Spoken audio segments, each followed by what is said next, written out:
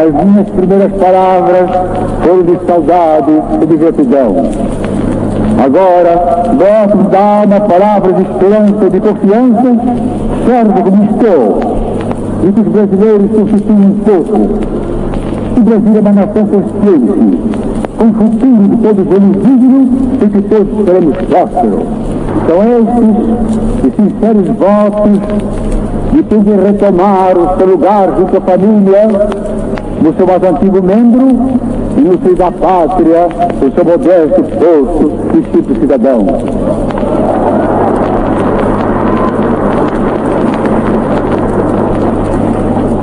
E junto à família, que todos desejamos sólida, e junto à pátria, que ardentemente ambicionamos vigorosa, com o fim de Deus, cada um de nós pode, todos devemos trabalhar pela prosperidade e pela grandeza do Brasil.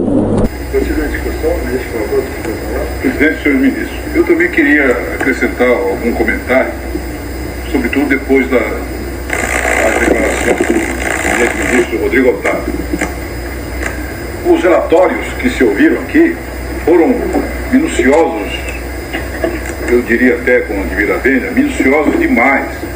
E ficou uma certa difusão sobre o que nós estamos julgando.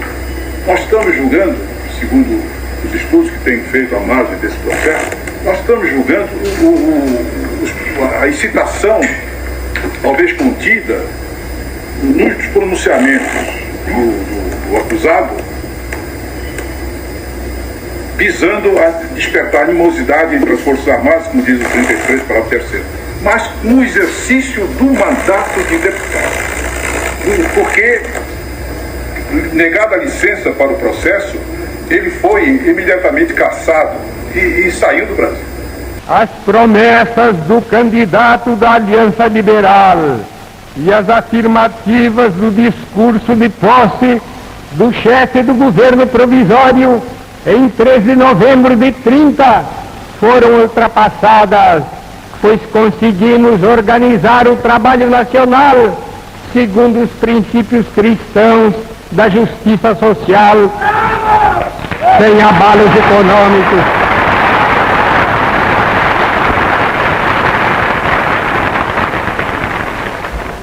O trabalhador brasileiro possui hoje o seu Código de Direitos, a sua Carta de Emancipação Econômica.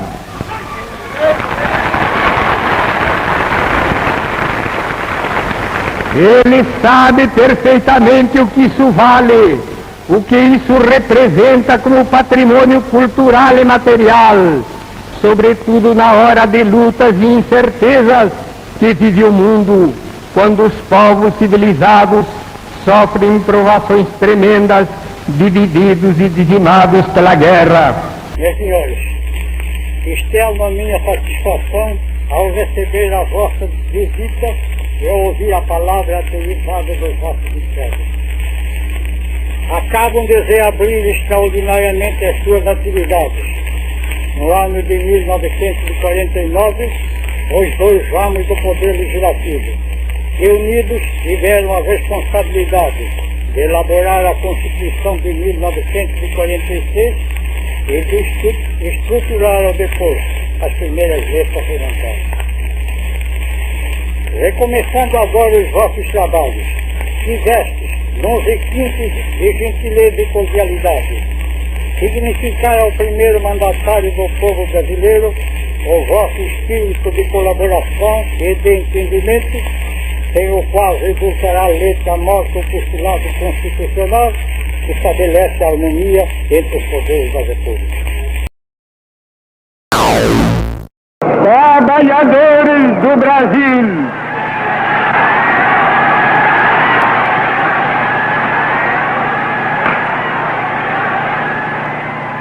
depois de quase 6 de afastamento, durante os quais nunca me saíram do pensamento a imagem e a lembrança do grato e longo convívio que mantive convosco, eis-me outra vez aqui ao vosso lado para falar com a familiaridade amiga de outros tempos,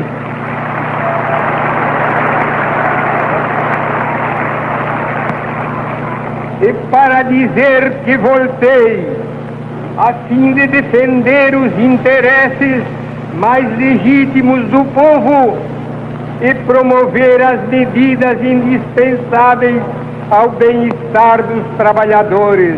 Brasileiros, até agora expus com a alma aberta como penso administrar o Brasil quando o povo brasileiro me honrar com a investidura de presidente de todos os brasileiros. Neste momento em que a voz dos candidatos vai ceder lugar à decisão alta e soberana do povo, quero sinceramente ter o único gesto, que para mim é o mais sagrado que um homem de consciência possa ter. Juro com a mão e a alma sobre a Constituição do Brasil e perante Deus defender a liberdade de cada cidadão brasileiro. Juro defender um regime democrático que é a vitória dos direitos do povo. Juro amparar as conquistas dos homens que nas fábricas e nos campos, com o seu suor, trabalham, lutam e sofrem pelo Brasil. Juro pela minha vida, sob a égide desta Constituição, lutar pelo povo e em prol do progresso da nossa pátria imortal.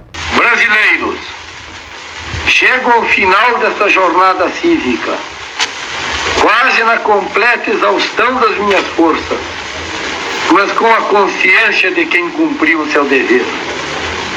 Cruzei o país em todos os sentidos, palmilhei todos os quadrantes do território pátrio, levando às cidades, às vilas e aos povoados mais remotos a mensagem de fé e de esperança nos destinos desta nação.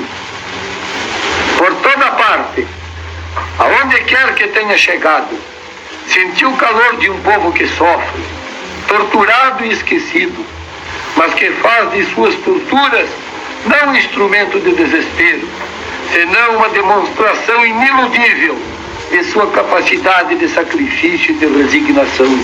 Meus amigos chineses, nestes poucos dias de convívio com o povo chinês e com os seus dirigentes, pude ver que esta não é a velha China, cheia de lendas e superstições, que os povos ocidentais encaravam com um misto de vago temor e uma admiração reverencial pelo desconhecido. O vosso país dá-me a sensação de uma renovada juventude dentro de si mesmo. Ao primeiro contato convosco, diante da recepção calorosa que nos proporcionastes, senti-me como se estivesse hospedado na casa de um velho e bom amigo. Viva a amizade cada vez mais estreita entre a China popular e os Estados Unidos do Brasil.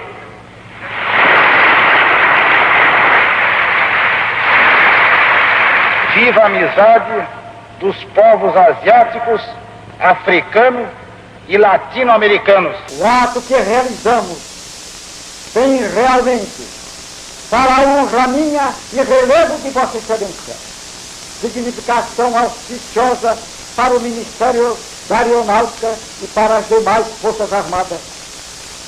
Determinação não lhe falta, e Vossa Excelência encontra ministros do setor militar que possuem modelarmente tal condição de feliz êxito.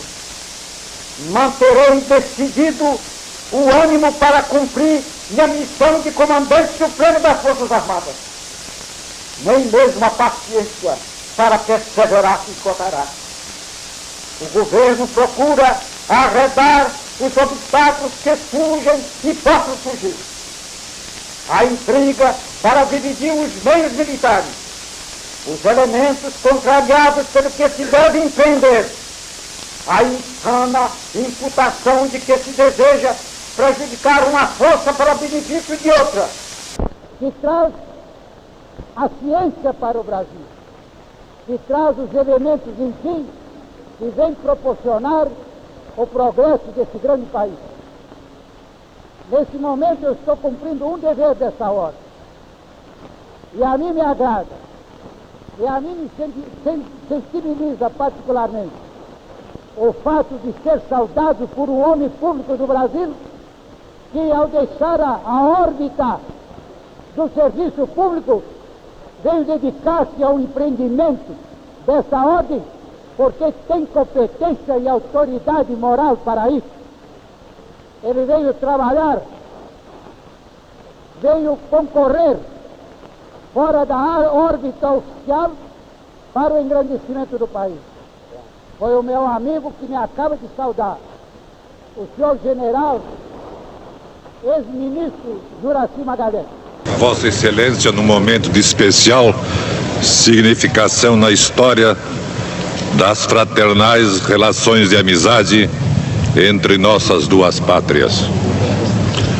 Nunca foram mais largos nem mais promissores os horizontes de cooperação entre o Brasil e o Paraguai.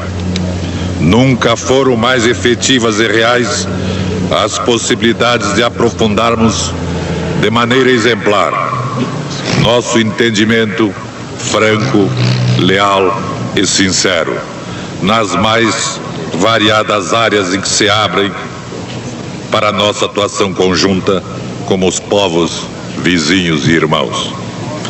Estou certo de que, no curso das conversações que manteremos, serão plantados fundamentos definitivos de colaboração ainda mais ambiciosa entre nossas duas nações dentro de ampla cooperação continental.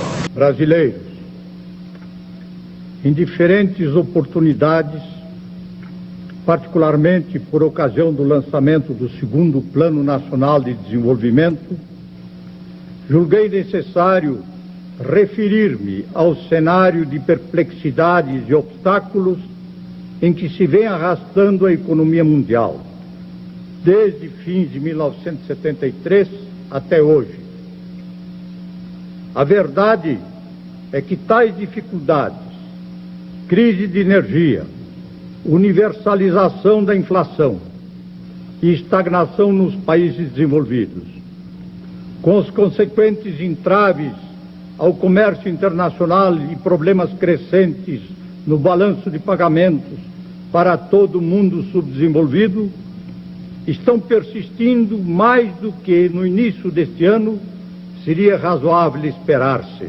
Brasileiros, encaminhei hoje ao Congresso Nacional proposta de emenda à Constituição. Cumpri promessa que fiz no dia 31 de março. Quando assumi a presidência da República, jurei perante o Congresso Nacional defender a Constituição e manter a ordem e a tranquilidade da nação brasileira. Jurei também conduzir o país à democracia. É preciso mudar ou exercer a arte da mudança. Mudança de método, mudança de processo, mudança de estilo, mudança de hábito, mudança de esquemas políticos, mudança de estruturas mentais ou econômicas, mudanças de maneira de mudar. O anseio de mudança é satisfeito em parte pela emenda que propus. Emendar implica, em certos limites, mudar. De um povo pode-se exigir tudo: sofrimento, luta, sacrifício. Só não pode se exigir deste povo é que ele renuncie à sua consciência cívica.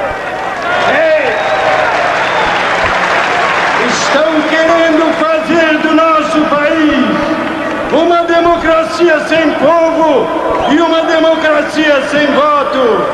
Mas o povo brasileiro não aceita e não concorda com este processo de marginalização.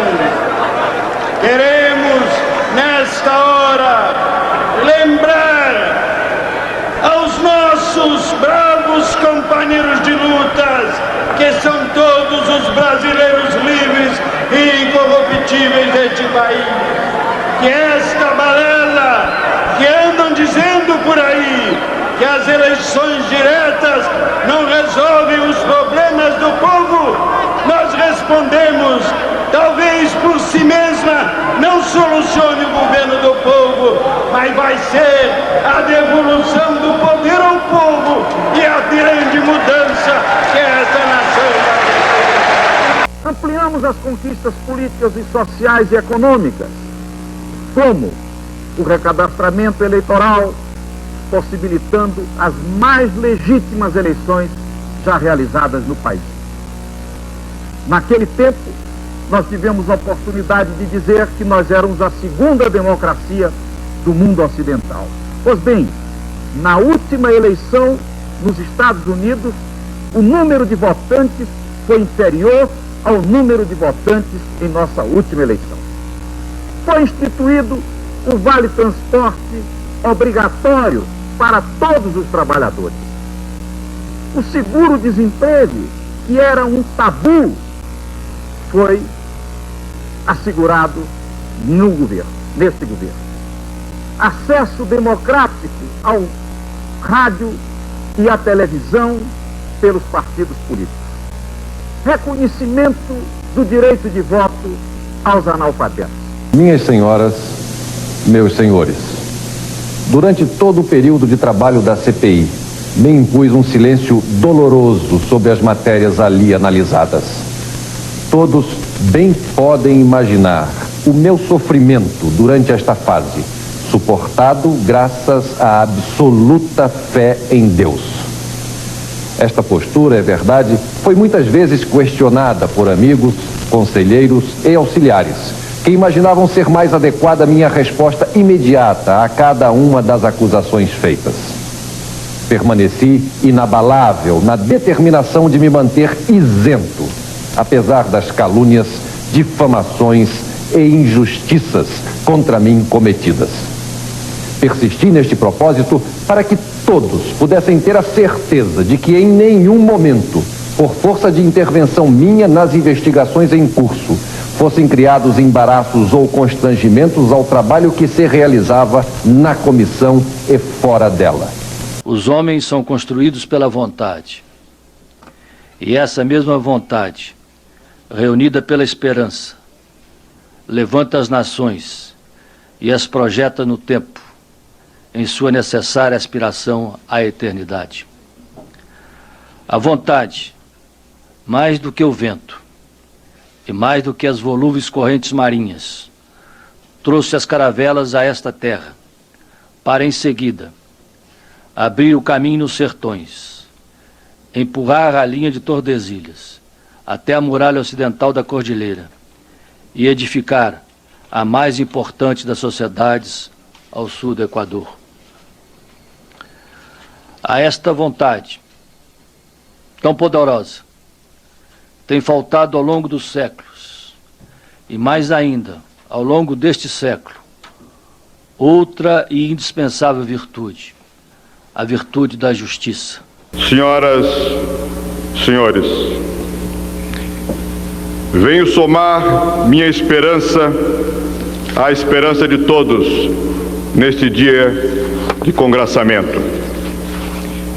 Permitam que antes do presidente fale aqui o cidadão que fez da esperança uma obsessão, como tantos brasileiros. Pertenço a uma geração que cresceu embalada pelo sonho de um Brasil que fosse ao mesmo tempo democrático, desenvolvido, livre e justo. Vem de longe a chama deste sonho. Vem dos heróis da independência, vem dos abolicionistas, vem dos tenentes revolucionários da velha república. Essa chama eu vi brilhar nos olhos de meu pai, Leônidas Cardoso, um dos generais da campanha do Petróleo é Nosso, como já brilhara no fim do Império, nos olhos do meu avô, abolicionista e republicano. Compareço perante o Congresso Nacional para receber pela segunda vez a mais alta distinção a que um homem público possa aspirar. Agradeço aos milhões de brasileiras e brasileiros, aos jovens, aos idosos, aos que moram nas cidades, assim como nos campos, que com o voto sufragaram as ideias que temos defendido e as mudanças que estamos empreendendo. Sei da responsabilidade que assumo. Ao concederem ao presidente da República a possibilidade de um novo mandato, o Congresso primeiro, o povo brasileiro depois, credenciaram-se para exigir mais do que qualquer outro presidente antes. Empenharei toda a minha capacidade e dedicação para corresponder à expectativa da nação brasileira. Mudança. Essa é a palavra-chave. Esta foi a grande mensagem da sociedade brasileira nas eleições de outubro. A esperança finalmente venceu o medo e a sociedade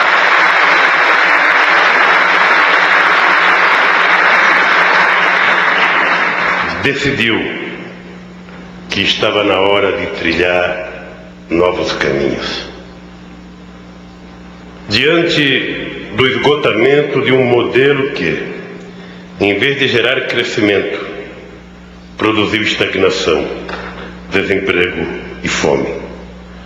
Diante do fracasso de uma cultura do individualismo, do egoísmo, da indiferença perante o próximo, da desintegração das famílias e das comunidades. Eu, na verdade, fiz questão de vir ao Fórum de Davos, quase como se fosse uma necessidade política de falar num fórum em que há 4 anos atrás eu fiz a minha primeira aparição pública no Fórum Internacional. E foi aqui que ganhou destaque a ideia do programa Fome Zero.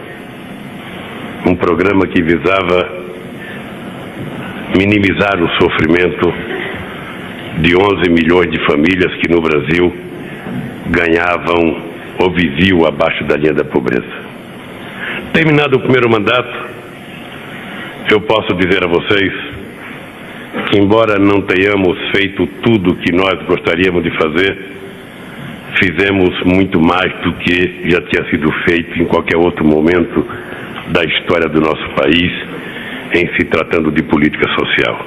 Sinto uma imensa honra por essa escolha do povo brasileiro. E sei do significado histórico dessa decisão.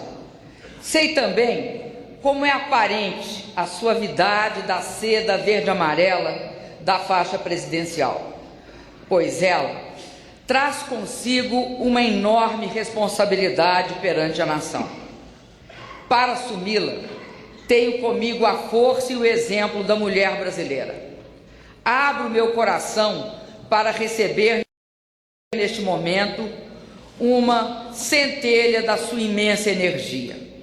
E sei que meu mandato deve incluir a tradução mais generosa dessa ousadia do voto popular que, após levar à presidência um homem do povo, um trabalhador, decide convocar uma mulher para dirigir os destinos do país.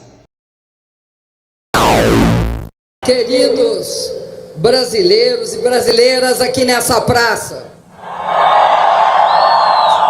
estamos aqui eu e o vice-presidente Michel Temer para cumprimentar vocês. Eu agradeço a vocês terem vindo de todos os cantos do nosso país nessa marcha da esperança para dizerem sim ao futuro do Brasil. Agradeço a cada uma companheira e a cada um companheiro. Quero dizer para vocês que eu sinto imensa alegria por ter vencido os desafios e honrado o nome da mulher brasileira,